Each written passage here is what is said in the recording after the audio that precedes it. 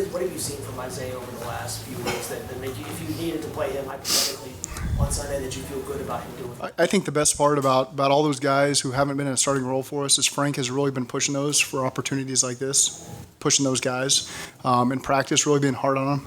You can ask Sam and Trey, even when they're taking scout team reps, which all of our guys that haven't been starting do. Frank's been pushing those guys to be ready for a moment like this, and so they've been going full speed against those starting defensive ends the entirety of the season, and to get ready for these moments. And so I'm excited for all those guys that are in the mix there. Is LT will go on IR at some point this week? I would imagine at some point in the week, yeah, he will. Why are mental reps such a big deal, especially for offensive linemen, Zach? Well, not just offensive linemen, but everybody in this league. The starters get the reps, really. And there might be, and we don't even get a lot of reps at this point in the year. We trim off reps, at the halfway point of the season, at the three-quarter mark of the season. We focus more on the walkthrough portion of things anyway. And so it's critical that everybody who's not in that starting role has got to see the mistakes that come up with the starters, the good things that come up with the starters, and do their best to be able to replicate it when they do get a rep or two, or when they are thrown to the middle point of a game. That's something that, all of our coaches have done a good job stressing those guys. Is that something that going into a week like this where you have a big decision to make? Or is it something that you kind of have to find out on your own once they get on the field? No, those are things that the position coaches are always evaluating, and we have intermittent discussions on how guys are doing, how they're coming along, and in situations like this, who can you call upon? So, again, that's our job to be on top of everybody on the roster and always be evaluating those guys. What stands out about the Bills' defense? Say that one more time. Bills' defense. What about? What stands out about them? Stands out? Everything. They play really fast and smart. It's a unit that plays together as a whole. And so I think their communication is the first thing that stands out to me, them being on the same page. And they probably dealt with more emotions than I've ever seen on tape from the teams that they played against. And they've done a great job handling all that. And so, again, that speaks to the coaching they got, speaks to the talent level they got, the football IQ they have over there on that side of the ball. And on top of that, they're really talented at all three levels. And even though they lost Vaughn, he's a big piece of that. They've always had depth. I've always watched them in the draft, and they always seemingly take D linemen, and it's like, golly, come on.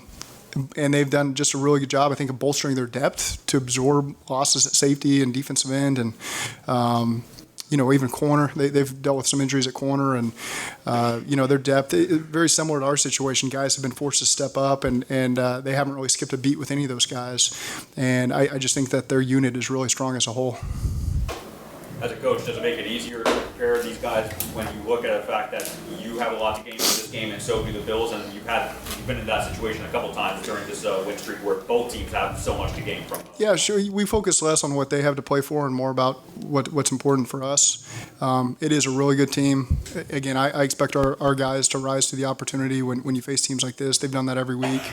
And I expect our fans to rise to the challenge as well, and make this a hostile environment and great night game. We've always had awesome scenes at our night games. The weather looks like it's going to cooperate for us, and so I'm really excited to see what our fans bring to the table. I got high expectations for them also. You got an extended look at Isaiah Prince as your right tackle last year after Riley went down. What did you see from him, and what did you like about his game when he was in that role last year? Yeah, I thought he did a good job, and that's why he's in the mix this year. And again, Frank does a great job of just pushing all those guys, no matter if it's Isaiah or Hakeem or Jackson Carman or Deontay, all those guys, pushing them for the opportunity when it comes up. You have a position like that where it's not like a clear-cut number two, like in those discussions happen. Is it like a debate? Is it like they present you what your assistants kind of give you information that you make the decision? Like how would you kind of characterize that sort of decision making? Yeah, it's not.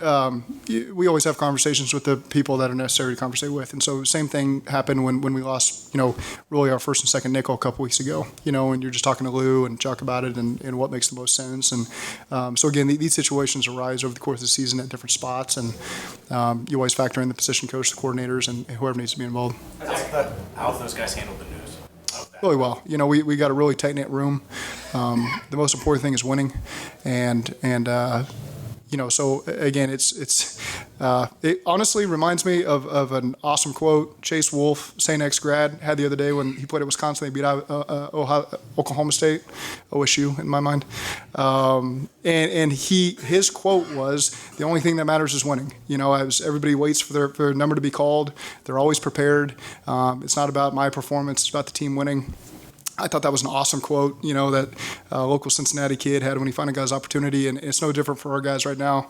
Their number's called. It's a great opportunity for them to help the team win, and that's really the only thing that matters. That's a good question. How did Sam come through practice today?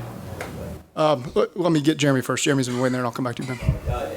Sam Hubbard, what are your thoughts on him and his chances to play right now?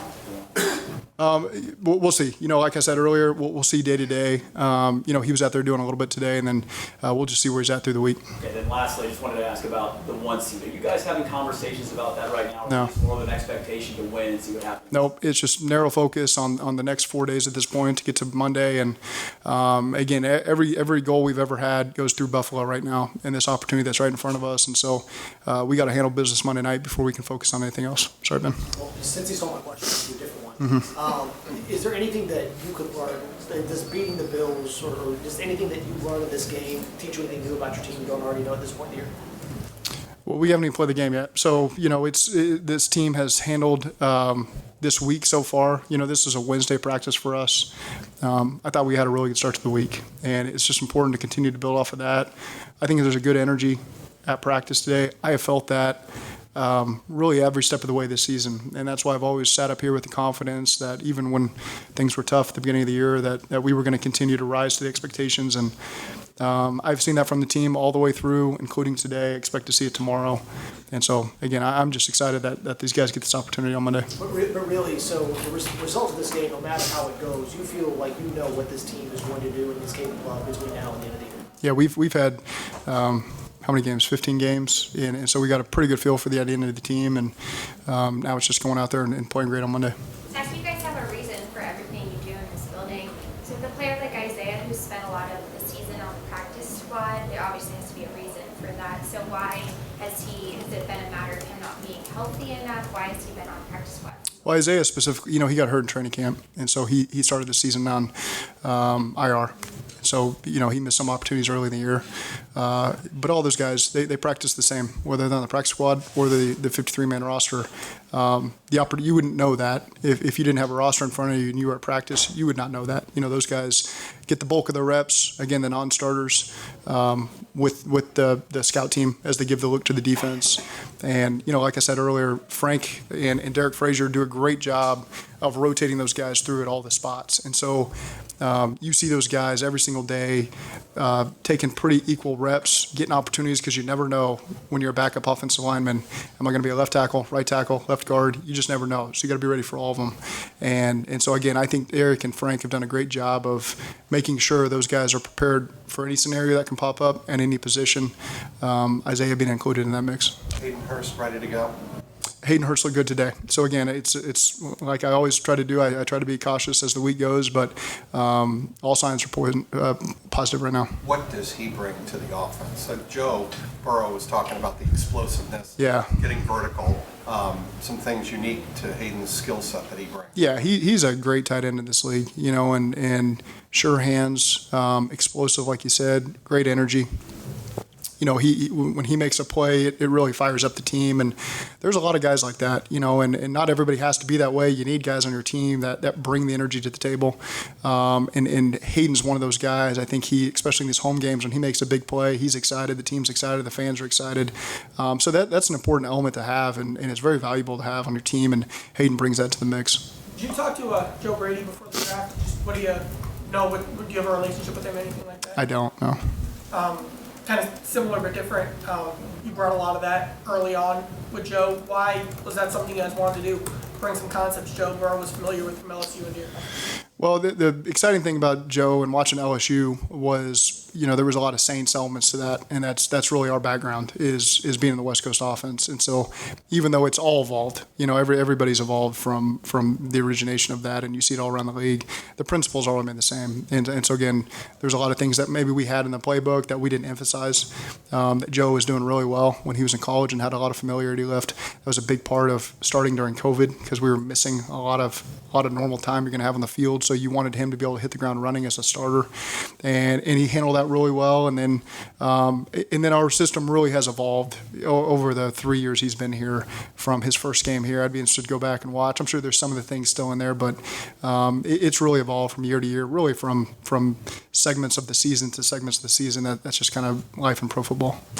It was kind of more of a Saints feel anyway, right? When you came over and it was more of a Saints. That's an offense. That's a system that was very familiar to me. You know, it was what I ran at college, what I did with Mike Sherman, Joe Philbin, Sean McVay had a lot of that because it's all the same system. So it's all very familiar when you watch it on tape. The fact that Joe's about to pass Breeze is the all-time completion percentage, is that just coincidence, or is it a little bit of a system, or what? Two really smart quarterbacks that do a great job being efficient, getting the ball accurate, throwing time, do a great job handling protections. And that was really the first guy I was ever in awe of changing protections was Drew Brees. Sliding a protection away from Julius Peppers, who was a known rusher, and knowing that he was going to drop. That was my first real, oh my God, I don't know if I have what it takes to play in the NFL if you're willing to do that. Burrow's very similar, sees defenses the same way and is able to make that stuff and protect himself. And, I'm sure Joe wants when he retires, the completion record would be more meaningful than, in the middle of his third year. But again, he's done such a great job of being decisive and accurate and playing on time that he's allowed us to stay on schedule as a play caller because he is so accurate and has such a high completion percentage. With Hurst having a chance to play, do you feel like you've got more of the number ones, more of the weapons, and now your play sheet, you can really adjust? Every game plan is a little bit different based on how we want to attack people and based on what the defense, majors in. And so Hayden's a big part of that when he's healthy. Again, I think part of the reason why his completion percentage is so high is he doesn't get greedy. He doesn't just say, I'm throwing to this guy in this play. I'm going to go where the defense takes me. And on top of that, we have weapons at all 5 spots. With Hayden out there, our bad Joe Mixon and Samaje have, both. I think Samaje's got 38 and Mixon's maybe got 52 catches and all those receivers. So it gives him the flexibility to be able to know I got 5 winners at any given moment. I'm going to go where the defense takes me to go, and so he's able to maximize those weapons that he's got. When you guys made the decision to start Cam over Eli in Cleveland, and then Chidobe gets hurt, and Eli goes from bench back to starter. One, how did he handle that experience? Yeah. Have you seen a change or a growth in him since that time? Eli? Well, he had an injury in that Cleveland game leading up to that too. So, and then we happened to lose Cheeto in that game, and so Cam had that opportunity to cement himself in a starting role. Eli was back healthy when Cheeto came back. Cheeto was out. So it's really been a good group. I think Chuck has done just an awesome job with those guys, communicated and stay on top of them, and been pleased with the way those guys have competed. And given us a great chance to win in all these games because they've played some really good receivers. They've challenged those guys every step of the way. There's plenty of moments downfield. I can picture both, 29 and 20 downfield, competing for balls, and they've really done a nice job for us. Joe Burrow said he doesn't make much of the whole MVP conversation, but if he has a breakout game against Josh Allen on Monday, how much does that kind of give him the vindication or validation to maybe possibly beat out Mahomes for that award? Yeah, I just focus on our guys, not so much who they're going against. We want Joe to have a great game so we win, and we're in the best position going forward. I certainly have made this comment before. I wouldn't trade him for anybody. So if that means he's the MVP of the league, then he's the MVP of the league. But that's not really where our focus is. It's just that's what's so great about these players is they're so unselfish. They would rather, I'm sure Joe would rather throw for 30 yards and win the game 3-0 than have a great game that we don't end up winning. So that's what's special about this group. I would say that all across the entire board because obviously it's I think it's the 3rd time this year for Burrow being Player of the Week, but it's the 6th time for the team in general. Yeah, well, we have a lot of talent on this team, and at any given game you can turn to a guy who's just going to pop up and have a great game and have that type of recognition that's possible, and that's awesome. Again, as a coach, to be able to see all those guys be able to take advantage of the opportunities they get and maximize them and get those honors, I think that speaks really to the team that those guys, it's not just them, it's the guys around them propping them up also and giving them those opportunities to maximize. And so it is cool to see guys get the individual honors because I know the team feels that as well.